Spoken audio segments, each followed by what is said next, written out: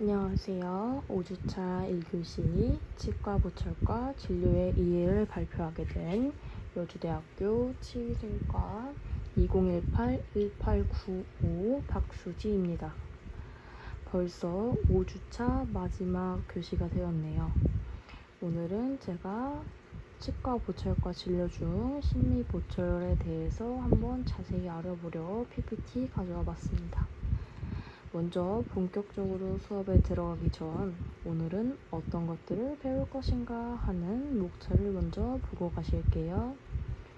먼저 심미보철물은 무엇인가에 대해서 볼 거고요.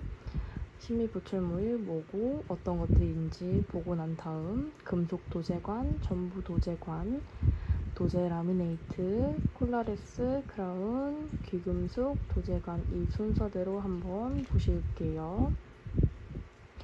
그럼 심미보철 한번 시작해 보겠습니다. 먼저 심미보철물입니다. 심미보철은 치아의 형태와 색조 또는 이 두 가지를 치료 과정에서 얻기 위해 치아의 미약 이론과 철학을 적용하여 손상된 치아를 회복시키는 보철 술식입니다. 치아의 위치 이상이나 치관의 외형, 색조 이상 등 비심리적인 요소를 보철 수복을 통해 자연스러운 치아 형태와 색조, 환자의 주위 조직과 조화를 이루는 역할을 하게 됩니다. 주로 금속 도제관, 전부 도제관, 도제, 라미네이트, 콜라레스, 크라운, 귀금속, 도제관 등의 보철물을 심미보철이라고 하게 됩니다. 가철성 국소의치나 고정성 가공의치, 지대치를 심미적으로 형성하는 과정을 포함하기도 하게 됩니다. 잠깐 심미보철물 색조 선택 방법을 잠깐 보고 가실게요. 심미보철물을 제작할 때는 자연치와 유사한 색조를 선택해야 신미성을 높일 수 있게 됩니다. 색조 선택은 치아를 삭제하기 전에 삭제할 치아에 맞춰서 선택해야 되고 다양한 방법들이 존재하게 됩니다. 적절한 광원의 환경을 만들어야 정확한 색조 선택이 가능하게 되고 광원을 선택할 경우 광원의 조명량과 종류가 중요합니다. 쉐이드를 선택하는 경우에는 충분한 밝기의 조명량이 반드시 필요합니다. 측색 환경으로는 밝은 자연광 아래 또는 태양광선에 가까운 인공광선이 좋고 직사광선은 피해 주셔야 합니다. 또 치아 삭제 전에 색조를 선택하는 것이 좋다고 합니다. 색조 선택에서 환자의 의복과 입술 색도 매우 중요한 역할을 하게 되는데 환자의 목에 걸친 냅킨의 색은 연한 청색이나 연한 자색 또는 중성의 회색이 제일 적합하고 이들의 색은 치아의 기본적인 황색 또는 오렌지색과 보색 관계이기도 합니다.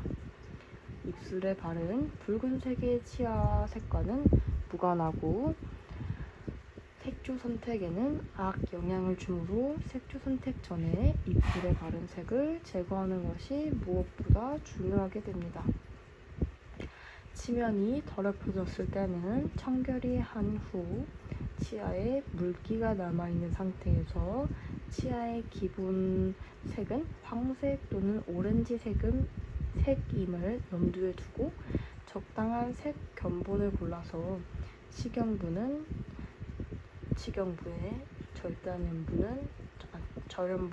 절연부에 근접시켜 색조를 결정하게 됩니다.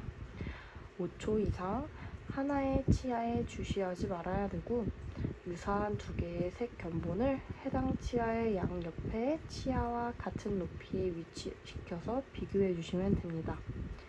치관 색에서는 명도의 차이가 가장 눈에 잘 띄므로 일반적으로 먼저 명도를 맞추고 채도를 결정하도록 해야 합니다. 색조 선택은 가급적 여러 사람의 눈으로 확인해서 감각의 차이를 적게 할 필요가 있으며 날짜를 바꾸어 색조 선택을 시행함으로써 관찰 횟수를 증가시키는 것도 효과가 있다고 알려져 있습니다. 색조 선택을 마친 후에는 기본 과정에서 이를 정확히 재현할 수 있도록 치아의 저색, 석회화 부위, 파절선 등 여러 가지 특징 및 사용한 색 견본의 종류와 회사명을 기공 의뢰서에 기록해서 송부하도록 해야 합니다. 여기까지가 신미보철물의 색조 선택 방법이었고요. 다음으로 금속 도제관에 대해서 한번 보실게요. 맨 왼쪽 위에 있는 사진이 금속 도제관입니다. 이 금속 도제관은 금속 하부 구조물에 의해 지지되는 도제 수복물이라고 할 수 있는데요.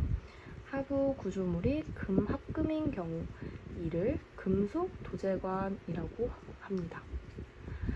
금속 도제 금관이라고 합니다. 금속 도제관 장점과 단점도 한번 보실게요. 장점으로는 우선은 유지력이 우수한 장점을 가지고 있고요. 금속 도제관이라 보니까 강도가 우수하고 정확히 적합을 시킬 수 있게 됩니다. 주조 금관에 비해 심미적인 부분이 많습니다. 또 단점으로는 치질 삭제량이 많고 지대치 형성 과정 중 치은 자극이 있게 됩니다. 보철물과 치은 경계부에 색 부조화가 생길 수 있고 시간 경과 후 치은 퇴축이 일어나서 치은 연하에 있던 금속이 노출되어 비심미적으로 보일 수 있게 됩니다. 여기까지가 금속 도제관 단점이었고요. 이번엔 적응증과 금기증도 한번 보실게요. 적응증으로는 교합력을 적게 박는 전치, 또 심미성을 중요시 여기는 환자, 여기는 파절되었거나 우식에 이완된 치아, 변색치, 최대의 유지가 요구될 때, 국소, 지대치, 연결 부위가 긴 가공 의치가 적응증이 되겠습니다. 금기증으로는 치관의 길이가 짧고 치수가 큰 치아나 설면이 매우 오목하고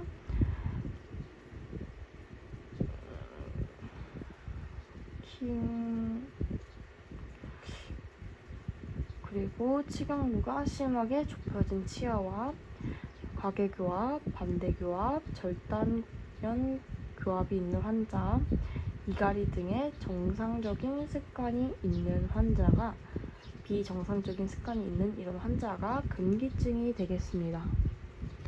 다음으로는 전부 도제관입니다. 맨 왼쪽 위에 사진을 한번 보실게요. 저 사진이 전부 도제관 사진입니다. 전부 도제관은 지지되는 금속 하부 구조물이 없이 임상적 치관을 수복하는 도제 수복물을 말하게 됩니다. 여기에도 장점과 단점이 있는데 한번 보실게요. 장점에는 6가지, 단점에는 5가지가 있습니다. 먼저 장점은 우선 심미적으로 좋고 형태, 색깔을 마음대로 조절할 수 있게 됩니다. 자연 치아와 투명도를 같이 할 수 있고 주위 치주 조직에 자극을 주지 않는 장점을 가지고 있으며 변색, 착색, 마모가 되지 않습니다. 또 산과 알칼리에 강한 그런 장점을 가지고 있고 단점으로는 제작을 위한 고가의 장비가 필요하게 됩니다. 또 시간이 많이 걸리고 제작 과정이 복잡하고 어렵습니다. 그리고 도제관이라 그런지 외부 충격에 의해 쉽게 파절되고 비경제적인 단점을 가지고 있습니다. 이번에는 적응증과 금기증도 한번 같이 보실게요.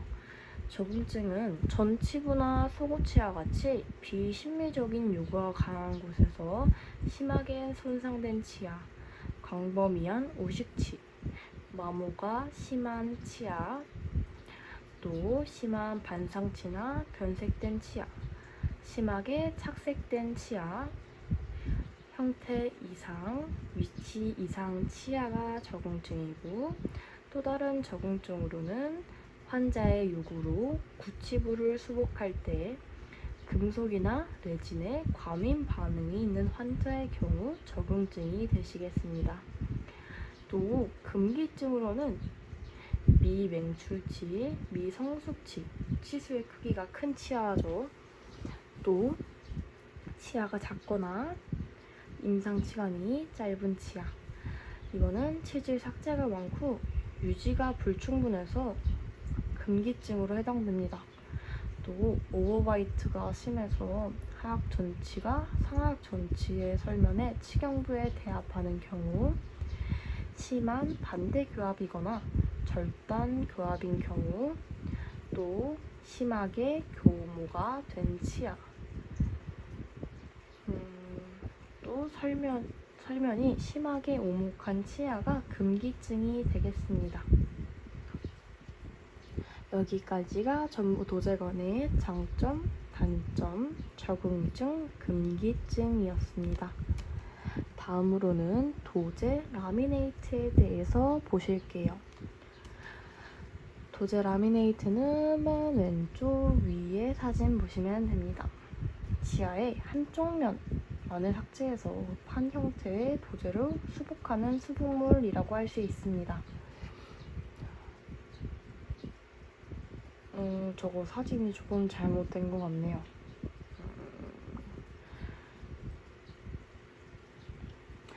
도제 라미네이트 장점, 단점도 한번 볼게요.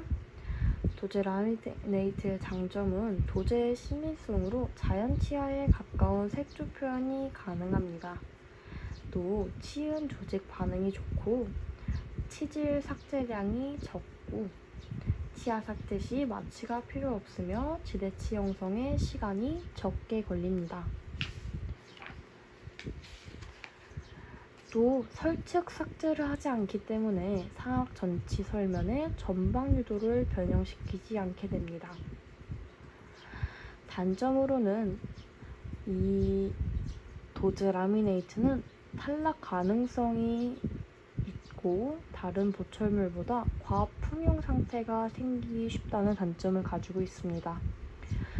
접착 조작이 어렵고 고도의 기술이 필요하고 수리가 곤란한 그런 단점을 가지고 있는 그런 도제 라미네이트고, 이번에는 적응증과 금기증을 보실게요. 적응증으로는 범랑질 형성 부전증, 치아 변색, 내면 착색. 이 내면 착색은 테트라사이클린에 의한 그런 착색입니다. 또 해부학적으로 기형치, 발육이 이상치, 치아 위치 이상, 또 치간 틈새의 수정, 또 전치 필개의 개선, 이 개선에는 치아 배열 이상, 형태 이상이 있는 경우 치아의 수정, 이렇게 되겠습니다. 금기증으로는 절단 교합, 긴밀 교합으로 치아 교모를 보이는 환자나 실질 결손이 큰 경우, 이거는 범랑질이 불충분한 환자를 뜻하게 되고, 현저한 총생이 있고 비정상적인 습관이 있는 환자, 이갈이 등이 여기에 해당되겠죠. 또 우식이나 치주염이 광범위한 경우가 도제 라미네이트의 금기증이 되겠습니다. 다음은 콜라레스 크라운입니다.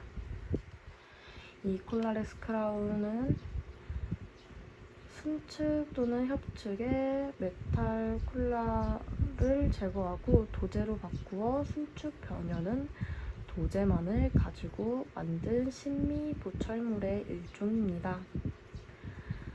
치경부 3분의 1 부분의 신미성은 종래의 금속 도제관보다 우수하며 금속 도제관의 치경부 금속에 의한 신미 장애를 개선할 목적으로 보급되었습니다.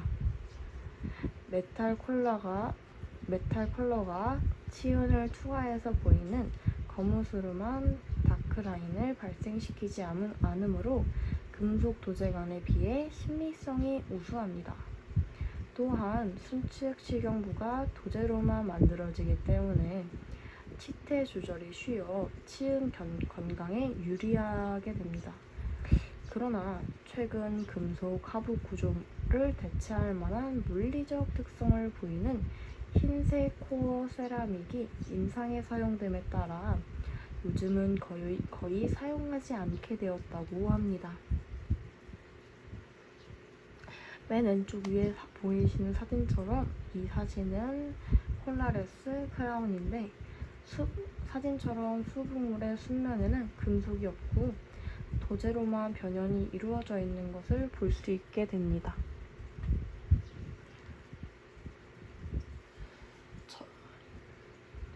장점으로는 아까 말했듯이 신미성과 치태 조절이 쉽고, 또 단점으로는 최근에 금속 하부 구조를 대체하는 코어 세라믹으로 인해 거의 사용을 안 한다는 단점을 가지고 있습니다. 적응증으로는 치경부의 신미감을 특히 중시하는 경우, 또 스마일 라인이 높아 전치의 치경부가 노출되는 환자의 경우, 또 순살로 얇은 전치, 그리고 치은 연상의 마진을 설정하는 경우, 치주 환자로 치근이 노출될 경우를 말하죠. 또 젊은 사람 혹은 견치와 같이 보철 처치 후 치은 퇴축을 일으키기 쉬운 증례가 적응증이 되겠습니다. 이번에는 귀금속 도제관입니다. 귀금속 도제관은 치아를 감싸는 금속판을 도제보다 융점이 높은 도제용으로 귀금속으로 제작한 것으로 귀금속이 가진 장점을 살려 제작한 금관이라고 할 수 있습니다. 장점과 단점 보실게요. 장점은 인체에 독성이 없고 치주 조직과 친화성이 뛰어난 장점을 가지고 있습니다. 구강 내에 녹쓰는 일이 없고 알르레기 반응을 일으키지 않고 강도와 탄성 등의 치아의 재질과 유사하여 가장 이상적입니다. 또 귀금속 도제관은 조작이 쉽고 도제와 귀금속의 좋은 결합력으로 타절이 줄어들게 됩니다. 치은 퇴축이 생기더라도 치은 연화 부분이 비교적 심미적이게 됩니다. 단점으로는 귀금속 도제관이니까 비용이 많이 들게 됩니다. 또 귀금속에 흐름성이 존재하고 강도가 낮다는 단점을 가지고 있고, 여러 개가 연결되는 가공 위치에서는 연결부의 파절 위험성이 높다는 단점을 가지고 있습니다. 추가적으로 비귀금속 도제관에 대해서 한번 보실게요. 이 비귀금속 도제관은 금속 코팅을 주로 니켈, 크롬, MO 이거를 사용해서 제작한 금속 도제관으로 비용이 저렴하고 긴 가공 위치에 제작이 쉬운 장점이 있으나 도제의 변색과 주조성에 문제가 있고 금속에 대한 알르레기 빈도가 비교적 높은 단점이 있습니다. 여기까지가 심의 보철이었는데요. 추가적으로 보실 건 없고, 추가적으로 도제의 특징 보실게요.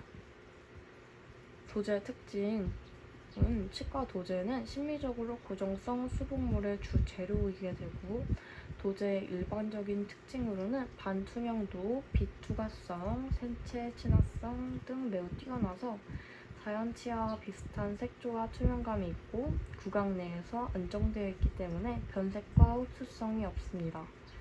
또 마모되지 않은 성질 때문에 표면 성상에 변화가 없고 치면 세균막에 부착이 적어 구강 위생 관리에 매우 좋은 그런 게 도제의 특징이 되겠습니다.